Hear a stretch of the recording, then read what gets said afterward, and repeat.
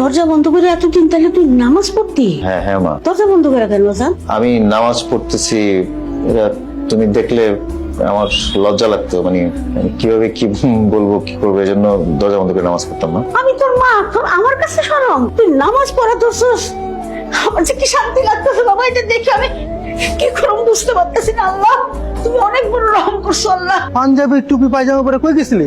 মসজিদ থেকে নামাজ পড়ে আসলাম। তুই গেছিলি না আমাদের? কিরে কাহিনী কি মামা, হঠাৎ মসজিদ?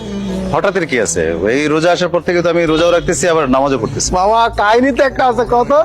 আরে রে ভাই, কাহিনীর কি আছে রে ভাই, রোজা মাসে রোজা রাখবো নামাজ পড়বো, এটা তো স্বাভাবিক না, এটা তো নর্মাল জিনিস। আচ্ছা, কাহিনী তো অন্য। তুই নতুন করে পড়াইছস? হ্যাঁ, হিজাবি টিজাবি নাকি এই লেবাস পছন্দ করে? মামা তুমি প্লেয়ার, সেই সেই চালায় যা মামা, চালায় যা। দোস্ত এরকম